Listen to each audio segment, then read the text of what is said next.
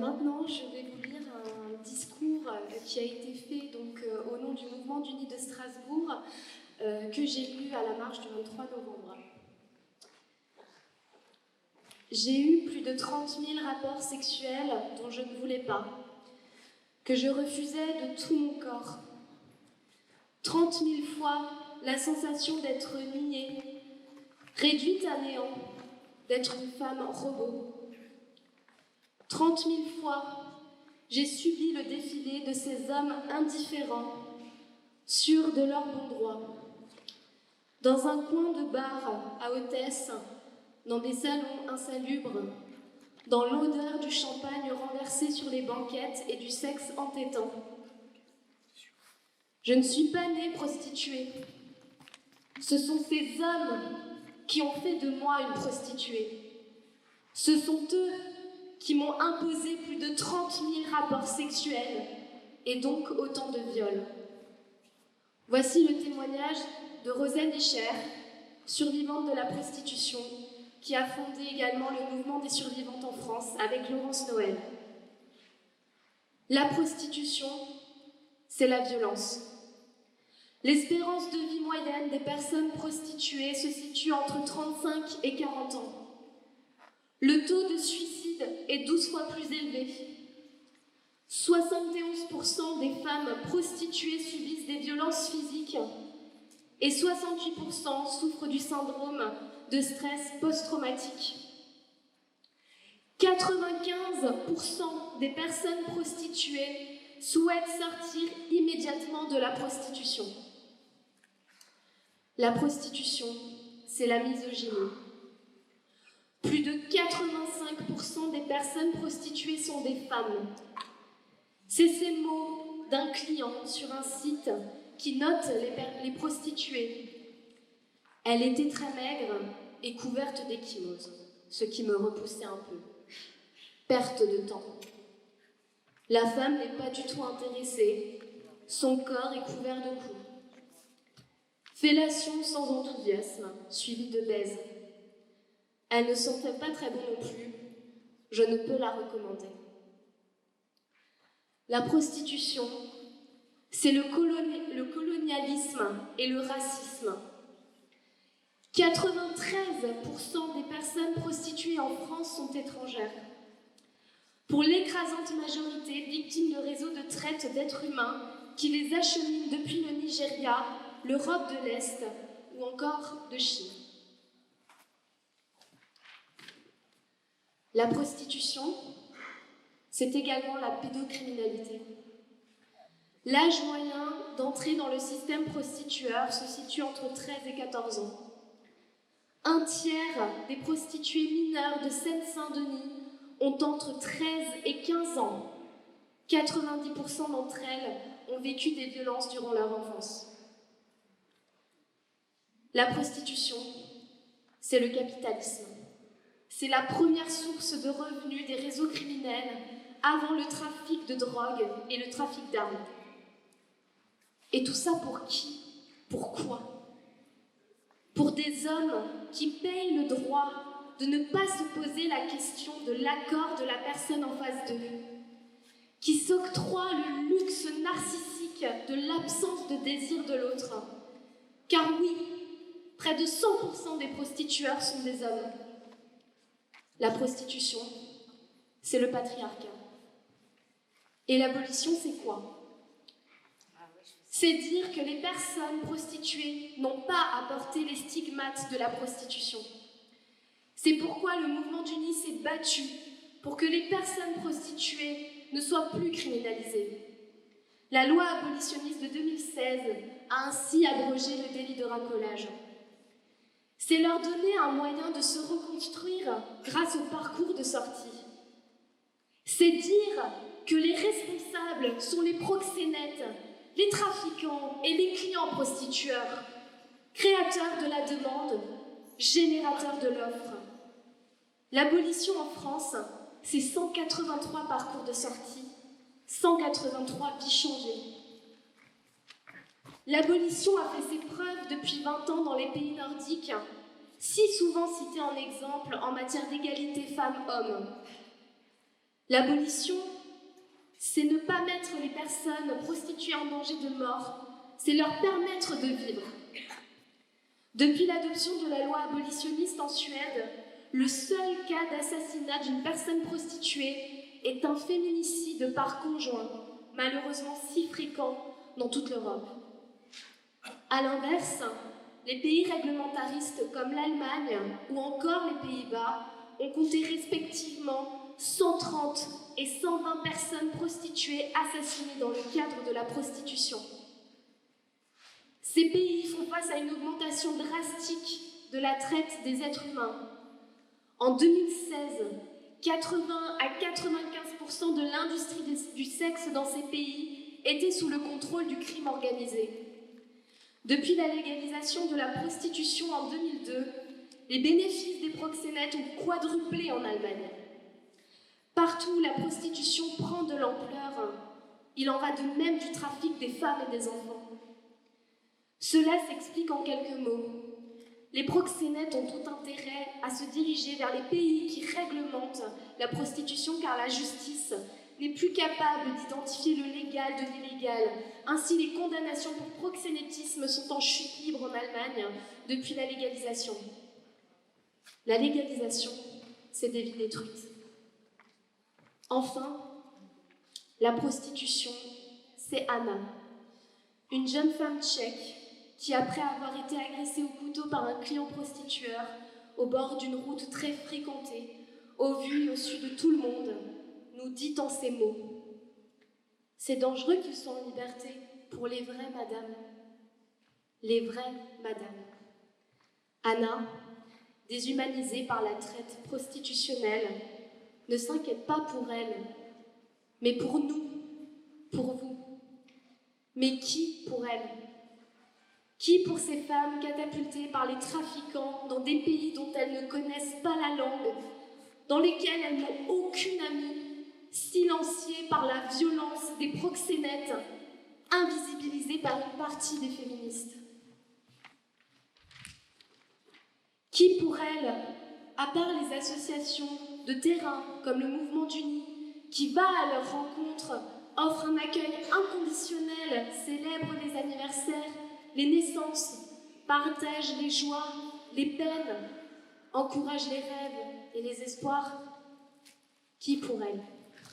Je vous remercie.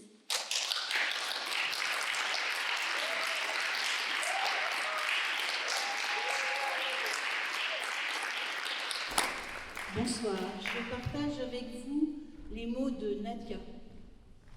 Il y a moins d'1 an que j'ai arrêté la prostitution. La porno, ça fait 3 ans. Je suis de culture musulmane. Ma mère m'a eu à 16 ans, mon beau-père me battait. J'ai été violée à répétition entre mes 8 ans et mes 10 ans par un homme de ma famille et 2 de ses amis. Il y a une dizaine d'années, j'ai été repérée par un photographe dans un salon de l'érotisme où j'étais allée acheter des sous-vêtements. J'avais déjà travaillé dans un sex shop. Après, j'ai travaillé pour toutes les grandes productions françaises et pas mal d'américaines. Je faisais tous les salons importants. J'ai représenté la France à celui de Berlin. Tout se fait au noir, rien n'est jamais déclaré. Il faut se lever à 4 heures du matin pour traverser la moitié de la France, arriver sur les lieux de tournage à 6 heures dans des maisons, des appartements, des garages. Quand le tournage est payé 400 €, 450 pour la double pénétration, et que le TGV coûte 350 € aller-retour, on se fait bien avoir. On n'a pas de note de frais, tout coûte cher. Les sous-vêtements, la coiffure, le maquillage, les repas, c'est très rare d'avoir à manger sur un tournage. Et tout est à notre charge. Des boîtes obligent les filles à se faire refaire les seins parce que ça fait vendre. Rien n'est gratuit. Les producteurs m'avaient fait miroiter 25 000 € par mois. Quand je faisais des dédicaces dans les salons, je touchais 3 € par DVD vendu. Et je me cachais le temps des inspections de la brigade de répression du travail au noir. Les contrats, on nous les fait toujours signer à la fin des tournages en vitesse, en nous remettant notre enveloppe, tout en espèces. En fait, en signant, je n'ai pas réalisé que je vendais mon image pour 99 ans. C'est indiqué dans les contrats, sur tout support, magazine porno, DVD, Internet. 99 ans. Je me retrouve sur des sites pour lesquels je n'ai jamais travaillé. Si on tape mon nom, il y a 50 pages sur Internet. On est toujours mise devant le fait accompli. C'est un milieu très dur. On essaye de vous isoler. Les actrices sont beaucoup de jeunes filles célibataires avec des enfants à charge. Il faut vraiment avoir faim pour supporter ce qu'on nous fait. On a des fans, ils nous suivent partout, en France, en Belgique, dans tous les salons. Au début, c'est grisant, être désiré. Et puis, en 10 ans que j'ai vu l'escalade, il y a eu l'explosion du gonzo et des performances. Il fallait encaisser de plus en plus. Moi, j'étais la seule arabe. Le porno est un milieu fermé, très raciste. Il réunit toutes les perversions imaginables. Quand on se rebelle, on nous dit « il y a de la demande ». Il y a ce qu'on appelle le gonzo. On prend des coups très violents, on se fait cracher dessus, tirer par les cheveux. J'ai tourné comme seule femme avec 35 types, tous masqués. J'ai eu la peau brûlée par le sperme. J'ai vu des godes démesurés, 3 fois le diamètre d'une bouteille. Un autre m'a uriné dans la bouche alors que je lui faisais une fellation. J'avais dit pas de scato, pas d'uro, pas de zoophilie. Il a fallu que je me batte sans arrêt. J'ai connu une fille qui s'est suicidée après avoir tourné des scènes avec un chien. Le truc tournait sur Internet. Elle avait 18 ans. Et puis il y a la cocaïne, tout le monde en prend. On nous en propose gratuitement pour rester mince. À un moment, j'en ai pris, mais j'ai arrêté au bout de 3 mois. En plus de la coke, tous les hardeurs se shootent au Viagra et se font des piqûres dans la verge. Ce qu'on subit alors est d'autant plus violent. Des fois, c'est un vrai carnage. Pour ne pas se suicider, il faut un mental de fer. Je ne pouvais pas flancher, j'avais ma fille. J'avais une grande gueule, sinon on m'aurait écrasée. J'exigeais des préservatifs, par exemple. Des tests HIV, j'en faisais toutes les semaines. Mais je me souviens d'une fille pleine de coke, sur qui tous les types de la soirée sont passés sans capote. Après un tournage, on m'avait donné rendez-vous dans une boîte d'échangistes. Il y avait 22 types qui m'attendaient. Je suis restée passive pour que ça aille vite. Après, j'ai porté plainte, mais j'ai mis fin à la procédure parce que les déplacements étaient à mes frais. En plus, le juge m'a dit « Mais vous avez demandé que les hommes mettent une capote ? Ben alors, vous étiez donc consentante. » On décourage les gens de demander justice. Il y a des liens entre la prostitution, la pornographie et les milieux échangistes. Les rendez-vous de prostitution se prennent couramment sur les lieux de tournage. L'un des producteurs pour lesquels j'ai travaillé a été condamné pour proxénétisme sur sa femme. Ceux qui avaient organisé mon viol par les 22 types dans la boîte échangiste ont été jugés aussi, parce qu'il y avait une mineure. Un jour, j'ai vu une émission de télé sur la prostitution. Ça m'a donné l'idée d'essayer. C'était occasionnel, je n'avais pas de Mac, mais je payais 600 € à 2 équatoriennes pour travailler dans leur appart. Elles bossaient H24, 7 jours sur 7, pour envoyer de l'argent en Équateur. Une fois, j'ai passé une semaine dans un bar en Belgique. Il fallait refiler 70% au taulier. J'ai vu des mineurs, des drogués. Je suis vite retournée au trottoir. Dans la prostitution, je me suis aperçue que d'être actrice porno, c'était ma meilleure pub. Les clients m'avaient déjà vue dans les films. Pour eux, j'étais une hardeuse professionnelle, une vraie chienne. En parlant des autres, ils disaient « Elle a un Mac, tandis que toi, t'aimes ça. Je le vois dans tes films. » Je ne disais rien. Il ne faut jamais dire la vérité, il ne faut jamais trahir le secret. Sinon, on perd tout. Les clients viennent demander ce qu'ils ont vu dans les films. Les pires, c'est les jeunes. Ils veulent du hard, de la sodomie, ils prennent des substances pour que ça dure plus longtemps. Ces hommes, ils ont tout le temps besoin qu'on les rassure, qu'on leur dise « mais c'était super ! Je suis tombée sur des drogués, des violeurs. Je me souviens d'un qui m'a expliqué qu'il avait déjà violé une prostituée. Il y en avait un autre qui voulait que je l'étouffe avec un sac plastique. Dans ces cas-là, je savais que j'avais affaire à quelqu'un qui pouvait me tuer. Pour tenir, il faut être capable de rester stoïque. Dans la prostitution, comme la porno, il ne faut jamais montrer de faiblesse. Dans la prostitution, ce qui est dur aussi, c'est le regard des autres. Quand on essaye de vous embarquer dans le porno, on vous fait croire que c'est plus chic. En réalité, nos orifices sont vendus pour 99 ans. Quand j'étais dans la prostitution, je claquais tout. Je gagnais 100 €, je dépensais 200. J'avais besoin de sortir, de décompresser. On ne choisit pas d'être pute. Et puis en 2014, j'ai pété un câble. J'ai acheté 2 boîtes de Xanax et une corde pour me pendre. Maintenant, je réalise que la pornographie, c'est de l'esclavage moderne. J'ai été vraiment humiliée. Le X, c'est des viols à répétition, c'est inhumain. Je voudrais tant que ma fille ait tout. Elle a 14 ans et je veux absolument la récupérer. Mais il faut que je me batte devant les tribunaux pour faire effacer mon image d'actrice porno et de prostituée. Il faut voir l'accueil par la police et la justice. On en prend plein la gueule. Avec le mouvement du Nid, nous avons entamé une procédure pour récupérer mon droit à l'image. Toutes les boîtes de production ont été menacées de poursuites judiciaires. Jusqu'ici, les femmes qui ont essayé ont fini par laisser tomber. Les producteurs leur ont donné de l'argent. Il faut dire aux jeunes de ne pas s'identifier aux acteurs porno. Ce n'est pas la réalité. Et surtout, dire aux filles que c'est un milieu de requins. Je n'aurais pas voulu que ma fille tombe là-dedans, qu'elle se fasse embrigader. J'ai souvent tenté de dissuader les jeunes filles que j'ai rencontrées. Il y en a même qui travaillent gratuitement dans le porno dans l'espoir de devenir actrices. Mais dans les salons, celles qui venaient me demander comment faire pour tourner, je ne pouvais pas leur dire « faites attention ». On est fragile dans ce monde-là, ça peut très mal finir. J'aurais pu devenir une loque, je pourrais être morte. Aujourd'hui, je n'aspire plus qu'à une vie normale, à un travail normal. Mais quand on a été prostituée et star du X, on porte un fardeau.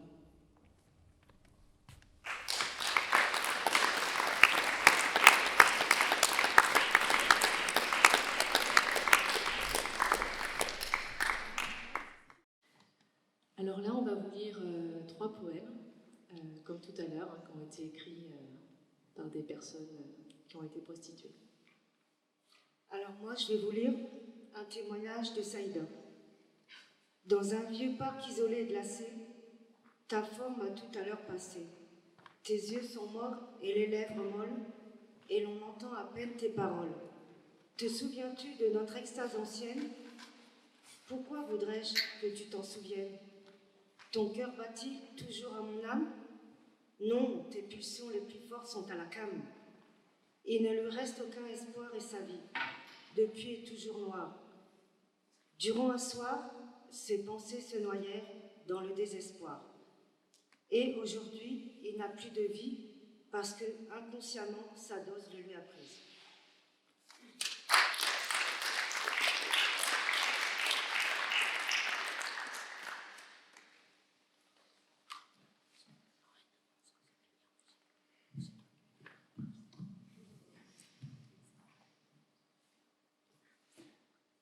J'arpentais le macadam de la prostitution. Durant de longues années de galère, je me perdais dans l'enfer de la drogue, dans les nuits froides et pleines de dangers, qui me rongea au plus profond de moi-même. Quand soudain, ce matin-là, je me réveillais sous un ciel sombre.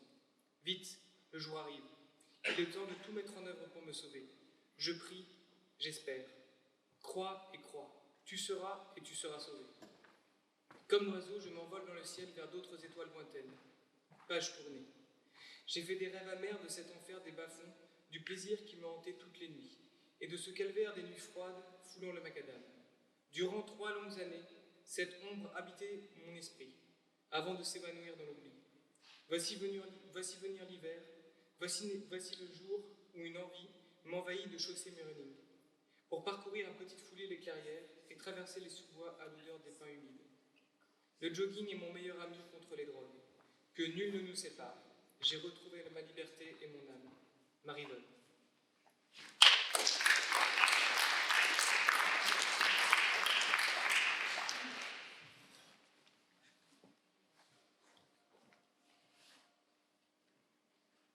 La souffrance, une plaie dans mon cœur, qui perce mon âme, qui détruit mon corps, qui détruit mes rêves.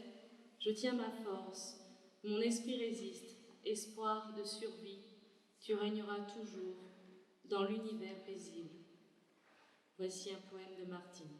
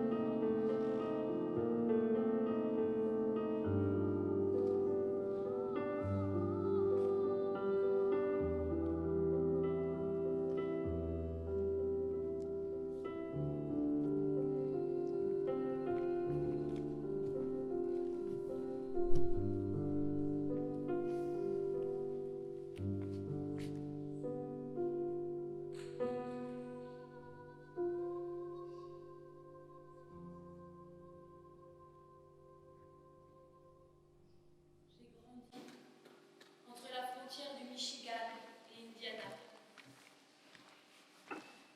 entouré de bois, de vergers et de champs, et à proximité des grands lacs.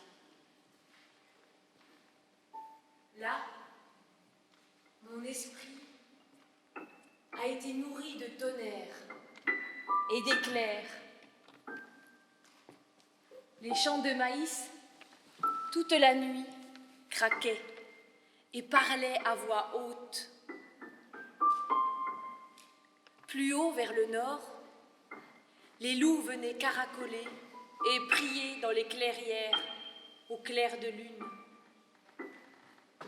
Nous pouvions tous, sans crainte, nous abreuver au même ruisseau. La rivière appelait ma venue à ses vœux. Les champs avaient besoin d'être foulés pour bruire de paroles. Il fallait que des feux brûlent dans l'obscurité de la forêt. Il fallait que des histoires soient racontées loin des oreilles d'adultes. J'ai eu beaucoup de chance de grandir dans la nature. Là, la foudre, en tombant, m'apprenait la brutalité de la mort et la fugacité de la vie. Les nids de souris montraient qu'une nouvelle vie venait adoucir la mort. Quand je déterrais dans la glaise des perles indiennes, des fossiles, je comprenais que longtemps, très longtemps auparavant, des êtres humains s'étaient trouvés là. J'ai découvert l'art sacré de la parure du corps, avec des papillons monarques posés sur ma tête, des vers luisants en guise de bijoux nocturnes et des grenouilles vert émeraude pour bracelets.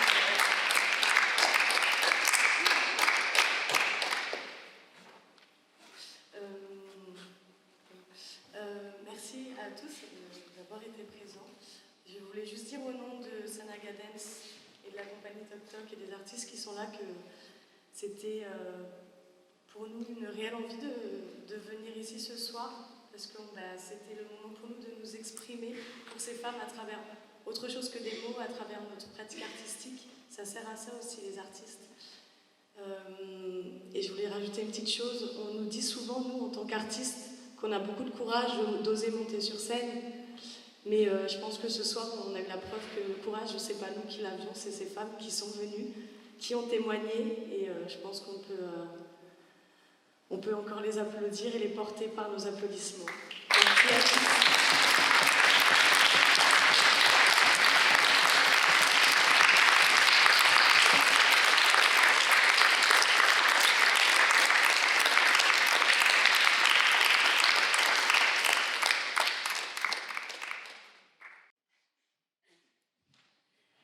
Et donc voilà, nous sommes à la fin de cette soirée qui clôt donc les 16 jours d'action pour l'abolition du système prostitueur.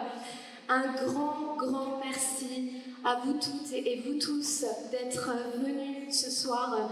C'était vraiment très important pour nous, c'était une soirée qui nous tenait vraiment à cœur. Merci pour les survivantes de la prostitution, de les avoir écoutées, de les avoir entendues, de prendre en compte leurs témoignages. Merci pour votre engagement.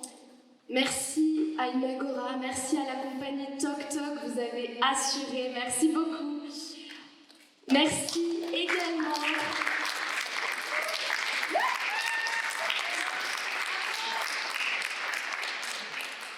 Et merci également aux bénévoles de mon cœur, de cette association qui est le Mouvement du Nid de Strasbourg, pour tout ce que vous faites, parce que sans vous, on n'aurait pas pu faire cette soirée. Donc un grand merci vraiment à tout le monde. Et sachez que nous tenons également un chalet au marché de Noël de Strasbourg, situé dans le village du Partage. C'est situé place Kléber. Donc n'hésitez pas à venir nous faire un coucou et découvrir toutes les créations qui ont été donc conçues par nos bénévoles et les personnes qu'on accompagne. Nous serons là jusqu'au 24 décembre et on vous attend. N'hésitez pas à venir. Un grand merci encore pour tout.